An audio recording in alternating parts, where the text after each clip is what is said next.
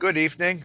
I'm Rabbi Ed Feinstein, joined this evening by my dear partner, Rabbi Noah Kushner. This evening, we welcome you back to our conversation about Judaism, Jewish life awakening. And our guest this evening will be Dr. Yehuda Kurtzer. Yehuda serves as the president of the Shalom Hartman Institute North America. He holds a PhD in Jewish studies from Harvard University, where he taught, as well as at Brandeis University. And he's one of the most acute observers, one of the careful observers of Jewish life in North America. And we're anxious to hear his understanding of where we are and where we're going. Yeah, and I'm going to be really interested in speaking with him. He's written a lot about pluralism and hosted a lot of pluralist dialogues. I want to hear how he is embodying pluralism in this moment, this activist moment, how he's squaring the difference between pluralist spaces and activist spaces. And Yehuda is the co-author of a new book called The New Jewish Canon, which attempts to give us an image of where we've come over the last few decades and perhaps a sort of trajectory for where we're going. We'll begin, Yehuda, in just a moment. I just want to apologize. There was a technical glitch in the interview, and during the course of the interview, you'll hear us, and you may see one of us at a time, but because of the glitch in the interview procedure, you'll be seeing an awful lot of Yehuda and a little bit of us. Hope you enjoy this evening's interview.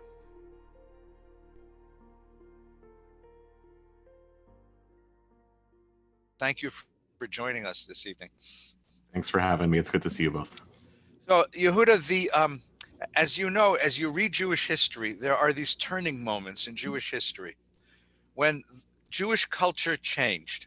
It was Simon Ravidovich of Brandeis who wrote the famous essay that we are the ever-dying people.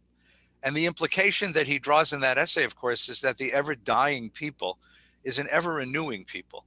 That generation to generation, we make shifts in our culture that give us the capacity to find new sources of energy, creativity, inspiration. And we seem to be in the middle of one of these great shifts. Problem, of course, is that when you're in the middle of the shift, it's hard to see it. There's no perspective from which you can stand and see. So Noah and I are searching to try to understand how Jewish culture in North America and Israel and around the world is changing and shifting. You've written and spoken on this a great deal.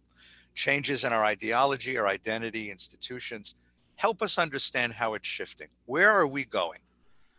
Yeah, I love this question, and I love talking about it partly because the very activity or the discipline of noticing the world of change is, number one, the only way that we're actually going to be prepared to plan through it on the other end. Part of the reason why I think the change that's taking place in Jewish life and Jewish culture and ideas right now is so significant and also so very hard for us to manage and process is because I think the 20th century played a trick on us, which was that we as the Jewish people, we know that when massive historical events take place, that part of our job is to be interpreters of those historical events.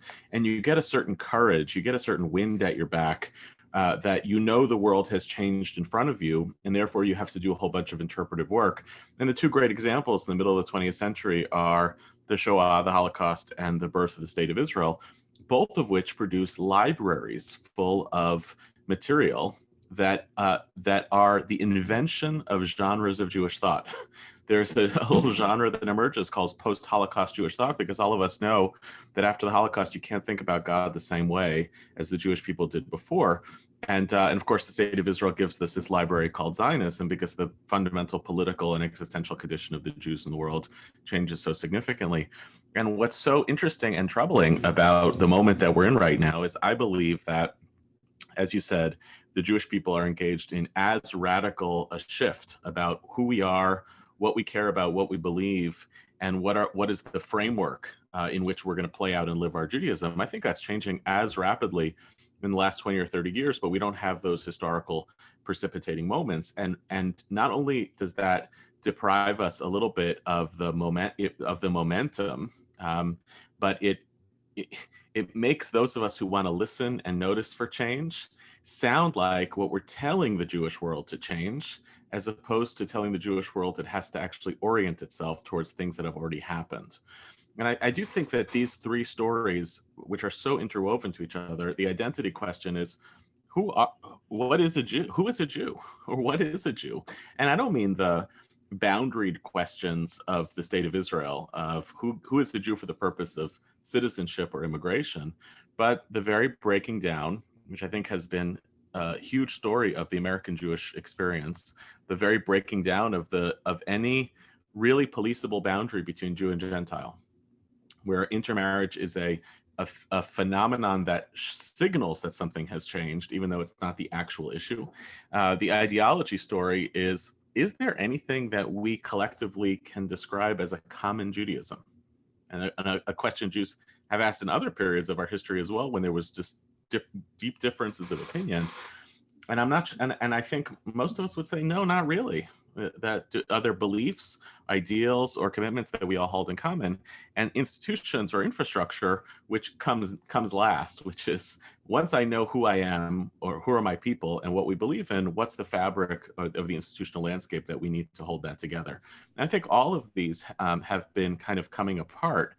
And I'm curious to hear from both of you where you think the most momentum is, or the most urgency is, moral and political or otherwise, to solve for them. But I think that even right now, noticing that the pandemic will change significantly all of this as well. It's wreaking havoc on the institutional infrastructure, and our political moment is accelerating the ideological divides between us, and even demonstrating to us that the question of who is a Jew is more alive and well than ever before. All of that, I hope that we're not moving towards a bigger rupture on all of those pieces. I just think we're actually evolving towards greater clarity, that this is a bigger transitional moment in Jewish history than we might have taken credit for. Yeah, it seems like figuring out how to draw the lines around the Jewish people, right? The cohesion has been sort of a story from moving from modernity to post-modernity. And I'm wondering now if maybe what we're looking at is sort of a Venn diagram, where you have several different collections. And maybe an overriding narrative or an overriding cohesion, I wonder if you think it's overrated, or if it's something we should aspire towards, and it's something that's greatly lacking now in the fragmentation of the moment. Yeah, that's a great question. By the way, I love Venn diagrams, so I'm always happy when we can talk about Venn diagrams. Here's like one of the paradoxes of American Jewish life, which is we are a community that seems to be obsessed with something like continuity. It was a catchword for a long time in the Jewish community. It's kind of gone out of favor. The idea that we're supposed to have a greater continuity that we have, even though when you actually look at like the historical record, the Jewish community in history that has had the most continuous stability, American Jews are up there. What are we, 250 to 300 years of basic political stability without the pogroms or the massive historical and political transformations that happened to other diaspora Jews. So yeah, I don't know which of those is the truer story about American Jews, that we are actually a community of radical continuity, or that we're a community that is fragmenting and polarizing and falling apart. And most of all, I think what's so unbelievably interesting about this moment is that all of these, all the problems that we have as Jews are problems of at-homeness, that we've actually made our way into. If the 20th century was a story of looking for home, the 21st century is a story of being at home. And I would much rather have these problems than the problems from before. And to your comment, no, I don't know whether these are problems or just this is just who the Jews are becoming in the world. So let's explore each of these.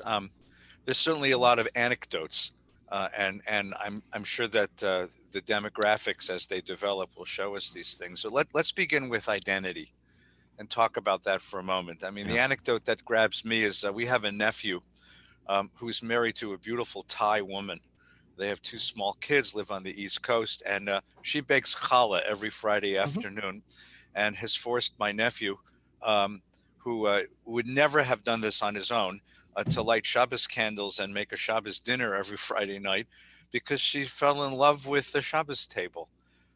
She is in no way halachically or traditionally or officially Jewish, but she's the one that brings Shabbos to that household and has a menorah on the shelf and makes a Pesach Seder, and everyone has a relative like this now. Talk to me about identity. Talk And to me about people. Can I tag on to that? Just that from where I sit in San Francisco, having a Jew of color in the family or having someone from a different ethnic background would be basically unremarkable. Mm-hmm.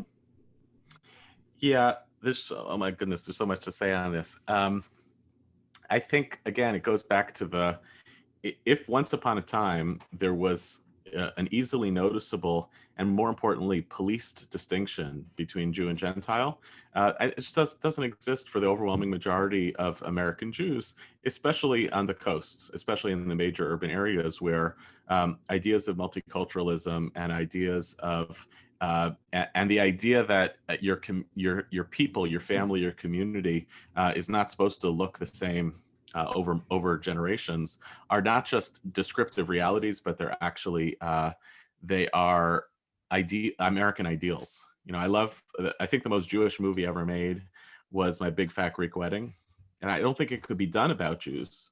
So it actually is useful that it wasn't about Jews. And you remember what happens? It's actually the best-selling romantic comedy of all time, which is incredible. It's a movie, and it's such an American story, right? Of the immigrants have to adapt to the fact that their children are actually assimilating, and that's actually bringing beauty and holiness to their families. So, and the last scene of the movie, she says to her daughter, "You can marry whoever you want, but you have to go to Greek school." And interestingly, spoiler alert, I guess, but it's been out for 20 years. Interestingly, the Jewish community's response to intermarriage for a long time was the opposite, which was, you don't have to know anything about Judaism, but you have to marry a Jew. And I think actually what's happened is that we have become the ending of that story, which is realizing, that version of assimilation is so thrilling and fulfilling, and it is simply the reality of what happens when a people is at home, and precisely because we don't want the ethnic divides to be policed by others. We don't want that version of things. We don't want Jews to be pariahs. That we'd better have to figure out what's the version of Greek school that we want to be able to bring to the next generation of Jews. And you both know this more than anybody. In order to make the case that to be a Jew in America is going to have to be an identity that people want to choose within a marketplace of choices. And it's not self-evident. And it's not simply going to be policed by others and require of us to choose. And it's not about intermarriage, and it's not about race. Those are or cultural diversity. Those are just the features of the American Jewish experience. And I know how terrifying that is actually for a lot of people, in part because I don't want to, if I have a thick attachment to my own identity, I don't want to have to be lobbying for it all the time. I don't want to have to be selling it all the time. And personally, I feel I'm a Jew because, I don't know, because I'm a Jew, because I was born this way, and there's something self-evident about it. But I know that story, the self-evidency of our Jewish commitments, is just not a story that's going to work for the majority of American Jews, for whom that the more self-evident identity is American, much more than it is Jewish. Yeah, no, and I think actually what's going on, a tragedy in the Jewish community is maybe we went from saying, well, we're not going to sell at all, and we just turned a lot of people away, right, to going wholesale on the selling aspect, and forgetting that if the transition doesn't eventually come from, I'm reaching out to you, in your words, I'm lobbying, towards, okay, now you need to be part of something bigger. This is actually bigger than your proclivities at the moment. We don't really have much to offer, right? If it really ends up in the language of the marketplace from beginning to end, Judaism is a lousy product. But we do have to start there. The person, I think the person at the door is rightly going to ask questions that a consumer would ask, that an American would ask. And if we don't know how to speak in that language, we can't even begin the conversation. So there's like a 1-2 step. Yeah, although, and there too, even when I too am a little bit allergic to the language of market and consumerism, because even though we know it's kind of the right thing that has to happen, it is corrupting. That that in this capitalist society we have to think about this commodity of identity as something that is supposed to use that terminology and use that language. And I think the part of the real problem for us as educators is that we are, most of us, I'm not going to make assumptions about both of you, but I know you a little bit. We didn't choose this in quite the same way. A lot of our identity choices are self-evident. And so we're put in this weird position of something feels self-evident to us about our commitments, but I have to figure out a way to get someone else to identify with that through a discourse that's not self-evident. And that to me, that's why one of the ways in which you oftentimes see this work look very clunky. You know? So let's move for a moment to the next piece of this, which is ideology. Noah and I both spend a lot of time in synagogues. You spend a lot of time visiting synagogues. I used to. Yeah. Well, now you do it virtually, so it's Exactly. just fine. And we wonder both as we look into the communities that we work with, who God is at this moment for our Jewish community. Is that a statement or a question? It's there's a question mark at the end there somewhere, but I wanted to give it a dramatic pause. Yeah. So, yeah, we're such a weird people, right? That Jews in America are the religious group that is least likely to believe in God. Such a weird piece of us, and it's actually, Ed, in this framework is the least compelling organizing principle of Jewish ideology, right? Because in part because of our own, baked in skepticism about this as a religious identity or a national identity. Choosing God as the organizing principle is right away, going to exclude a whole bunch of people from the story.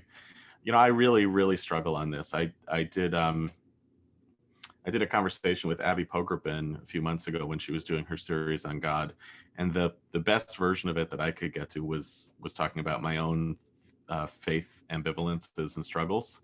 And to me, if God's going to be an organizing principle of the Jewish people, I would rather it be that we're the people who study and wrestle with God's presence or absence in our lives, and the recognition that God is just a really important protagonist in the books that we consider to be important.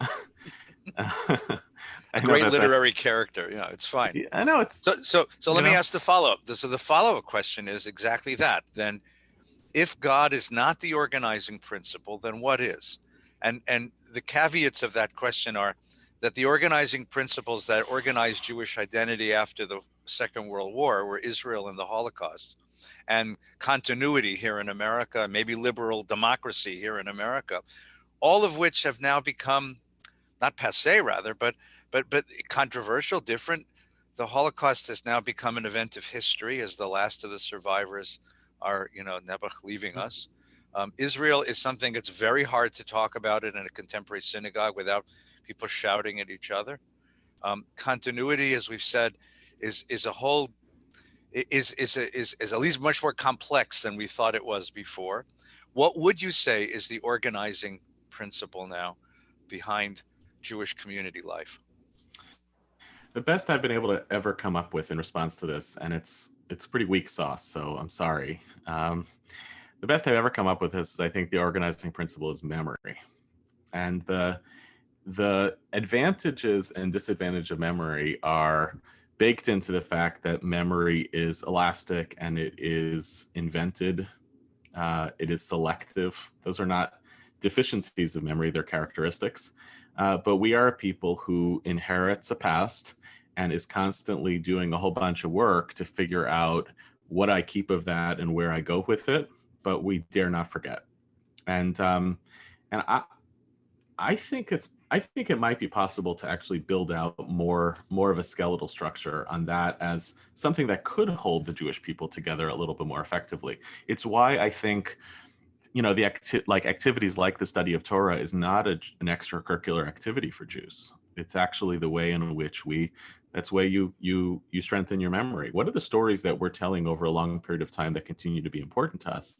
Even though I know that those stories are going to change, because how I tell the story of the Exodus in 1949 is really different than how Jews told the story of the Exodus in 1941. But they're using the same raw materials, sourced from both the distant past, classical traditions, as well as their more recent pasts, their own stories, our own stories, and the stories that were handed down to us. I don't know how concrete that is, but it does feel to me like we're not going to hold together around a single idea. God, the state of Israel, we're not going to hold together around, well, we're basically a bloodline, because we're the weirdest bloodline ever. The thing that might hold us together is that kind of activity, which I call memory. Is that too weak? No, first of all, as I'm a fourth generation Reformed Jew, so like ethical monotheism is ringing loudly in my ears as I'm hearing this conversation about God not holding us together, and I have my own ideas about maybe a resurgence of God that we will talk about at some point. Mm-hmm. But my question for you has to do with why choose the word memory and not narrative or storytelling or like oral tradition, or just, sort of pointing more towards the future or the reinterpretation piece of it? Is there a reason you're weighting it towards, are you interested in acquiring a literacy and, basing that narrative on a literacy and on a tradition? Tell me more about the word memory. I think it's actually the opposite. Narrative betrays, I need, if I'm illiterate about my people's narratives, then I'm out. Memory actually, there's some the fact that there's a biological component to memory, that it is an instinct, that is a feature of our consciousness. It's like the rabbinic tradition, which sounds pediatric but is very deep, of the notion that a fetus is taught all of Torah in the womb and then forgets it upon entering into the world. Which, the reason I find this very deep is that means that the work of Torah study that a person does over the course of their life is about retrieving that which they already knew. It's about finding themselves. It's about realizing it's becoming fuller as opposed to acquiring something. And so that's why I go to memory. I like the anthropocentric nature of it. I like the fragility of memory too. We're not supposed to believe as human beings that there's the historical thing that actually happened, and that somehow is different than the way we remember it. It's the truth lies somewhere between how we remember it and what actually happened. So that's, to me, more, I find it more powerful than narrative and storytelling, both because it's deeply human and because it connects so deeply to the notion of truth. No, I actually appreciate the ambiguity of it, frankly, because I think that the fact that you can't say, here's the ideological principle that unites us, that's the indication that we're in a moment of revolution. That is the clinical definition of discontinuity. If we all believed in Torah Sinai and doing mitzvahs was what made you Jewish, or if we all believed that Tikkun Olam is what made you Jewish, or if we all believed that Zionism is what made you Jewish, this would be a moment of, it wouldn't be a moment of paradigm. It would be a moment of normal science, not a moment of paradigm shift. But the fact that a person like you, who is such an acute and perceptive observer of the Jewish world, can say, I can't find the skeleton. The thing is an amoeba. It's more like an amoeba than a vertebrate, because there's so many elements to it. Or maybe I'll use a different metaphor. It's a constellation rather than a star. There's elements to it, but all those elements are are being recombined under our vision right now. I think that's the clinical definition of a moment of discontinuity. Yeah, and it's like,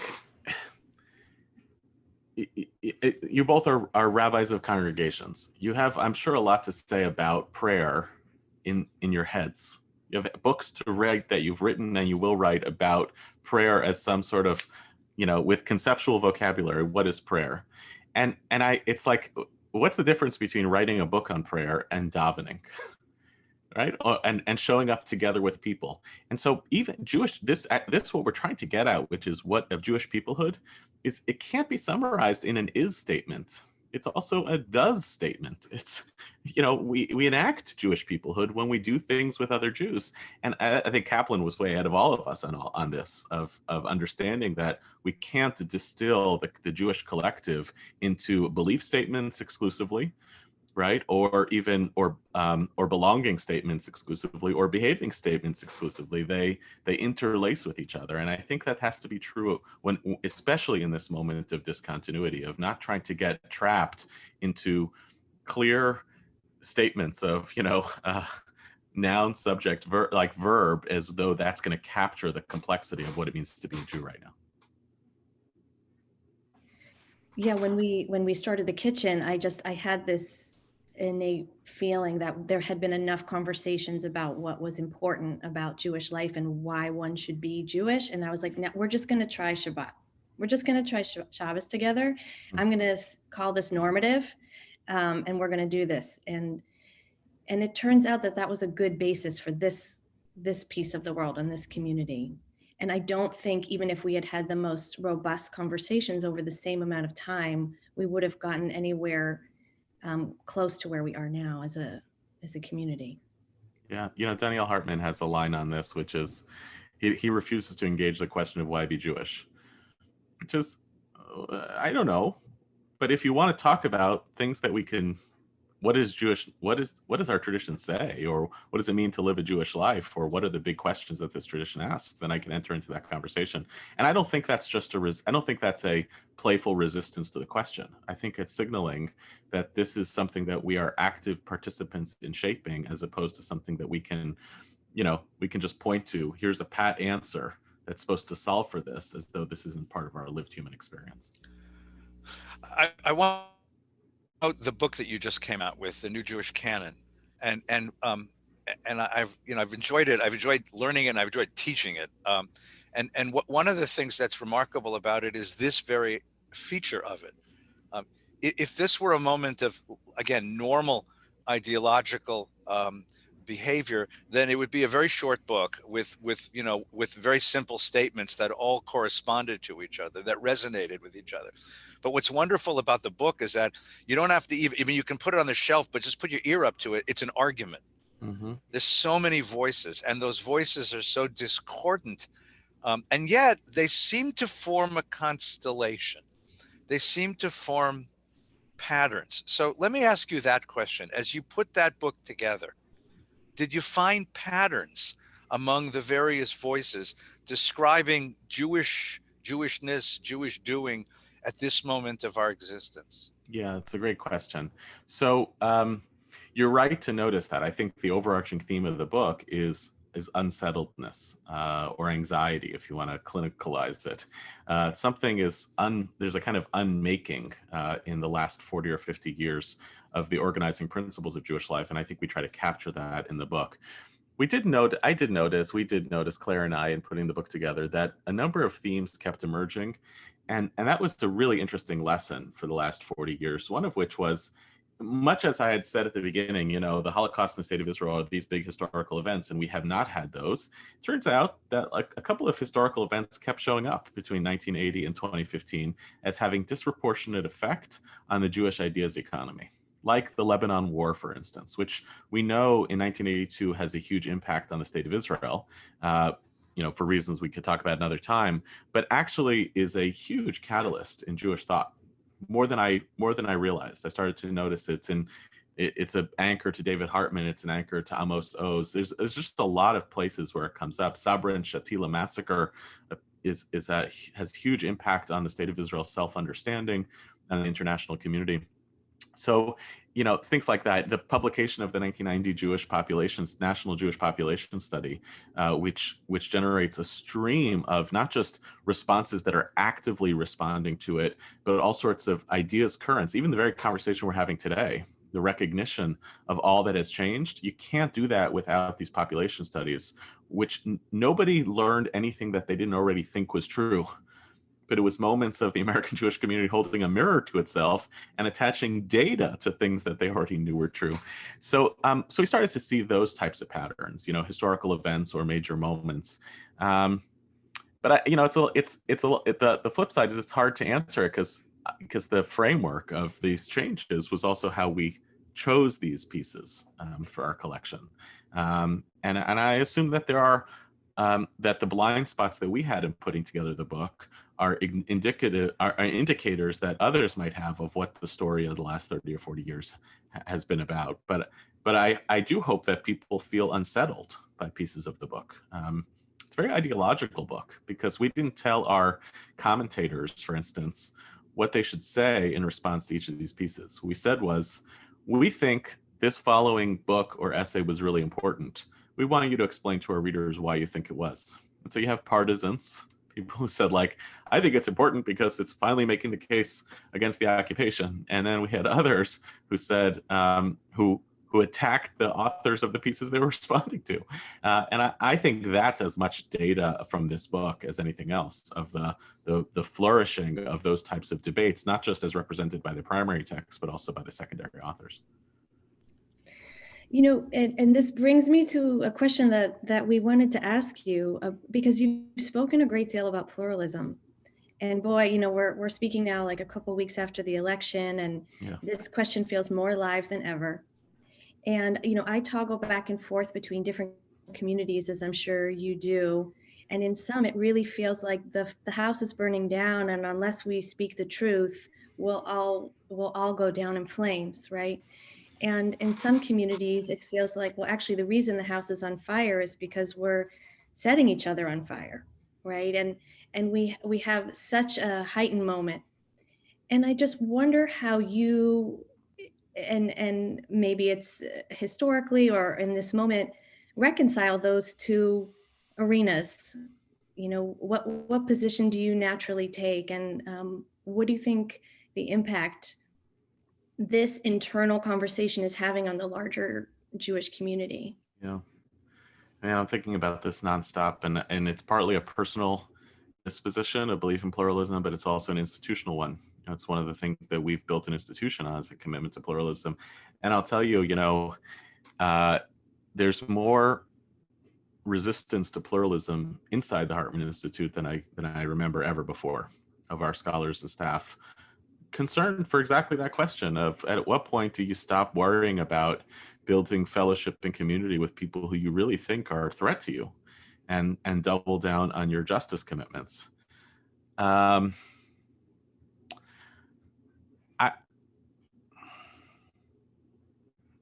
The way I've been thinking about it lately and trying to do some writing about is, I think the problem with pluralism right now is that maybe I'll make a crude divide.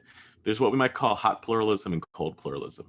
Hot pluralism is predicated, for instance, in the belief that there's no possible way that I as a human being can access full truth, and therefore I need other human beings. I deeply need them who see the world differently than me to be able to access truth. Hot pluralism is premised on the notion of olam chesed yibana, that loving kindness and the relationship between other people actually builds and repairs the world.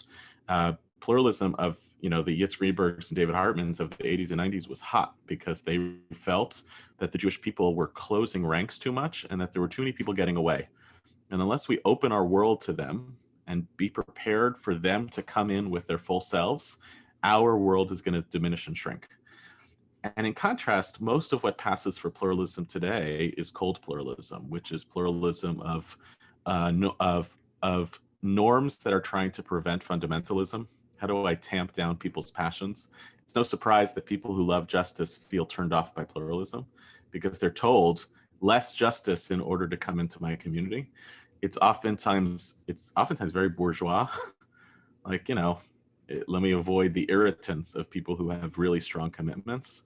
And it's oftentimes also so heavily policed. Pluralism means we get to tell you what not to believe. And there's no version.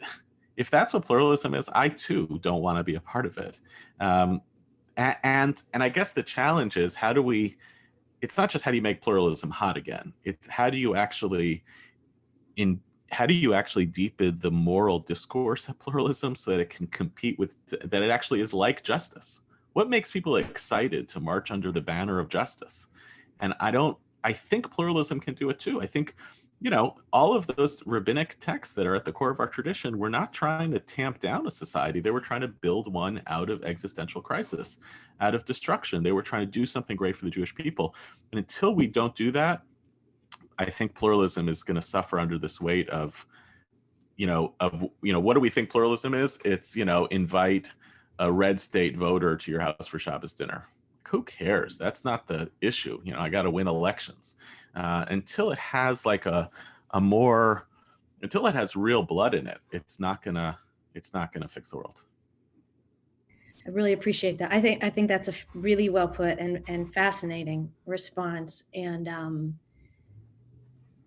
I just appreciate it. And actually, I'd be interested to know if you're reading anyone or if anyone's writing about this kind of pluralism that's robust and aspirational.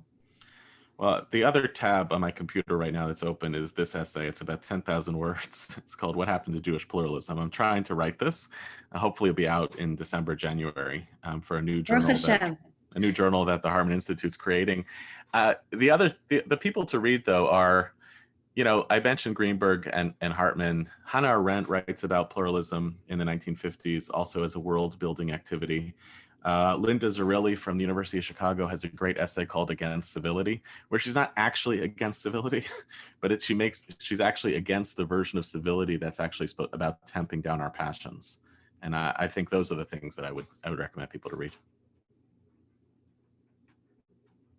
Wonderful. Wonderful. Yehuda, we're coming to the end of our time together, and one of the questions that Noah and I are interested in all the people that we're talking to, is to move away for a moment from the community at large and from the ideologies and identities at large, and talk about Yehuda, talk about you for a moment, and let us get to know you a little bit. So each of us comes from an interesting biography.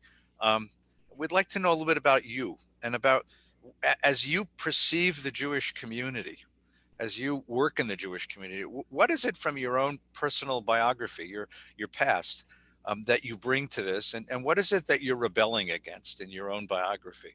Yeah, that question was funny, because I was like, do I feel bad about myself that I'm not sure that I'm rebelling against anything? Is that good or bad? Is it embarrassing? The great rebellion that I have is that almost everybody in my family now, including my siblings, works in some way in the universal realm on behalf of peace, human rights, and justice, mostly Israel-Palestine. My dad spent his career doing that. My sister-in-law works in that space now at the U.S. Institute of Peace. My brother works on refugee issues internationally, and I'm the resident particularist in the extended Kurtzer family. So that's, I guess, my rebellion. I've never been able to let go of the Jews. And it's just been a passion of mine since I was a kid. And I think, to my parents' credit, they kind of knew it and encouraged. All right, you want to work with the Jews. That's what you're going to do. I also, for the last 4 years, I've been thinking nonstop about. I'm a fourth generation American. All four of my grandparents were born in America.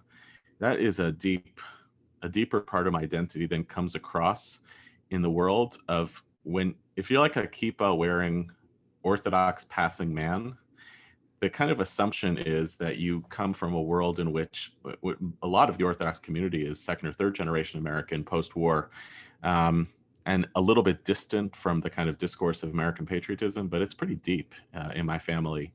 My grandfather was wounded in the Battle of Metz on the France-Belgium border during World War II, had a Purple Heart, loves showing us his scar.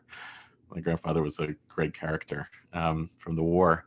I think that's to me, has been a bigger part of my story that I've realized in the past 4 years, of what it means to not just spend my time thinking about being a Jew in America as though America is another diaspora and that we have to solve for continuity problems, but really thinking about what does it mean to be a Jew in America, where America is a big piece of that story.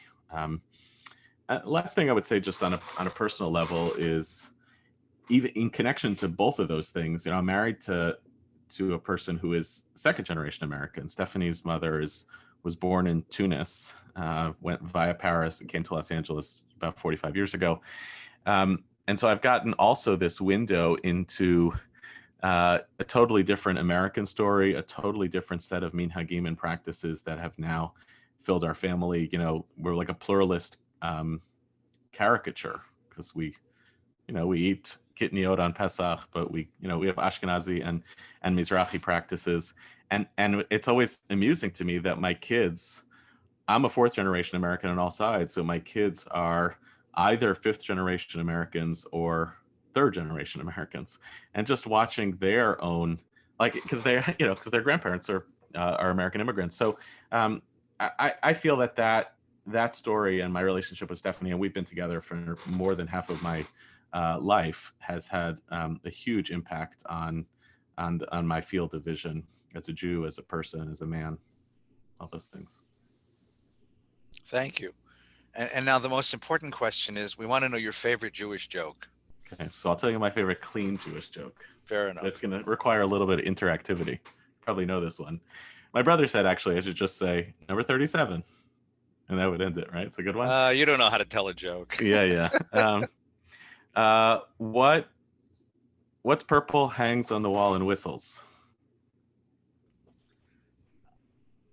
Tell us. A herring. A herring? A herring isn't purple. No, this one they painted purple. A herring doesn't hang on the wall. No, this one they hanged on the wall. A herring doesn't whistle. Okay, so it doesn't whistle. I'll be your straight man anytime. Thank you. Well done. Dr. Yehuda Kurtzer, thank you for joining us this evening. And thank What you a for pleasure. sharing your Thank insights. you. It's a joy to be with you both. And thank you all for being part of this. We'll continue our conversation next week.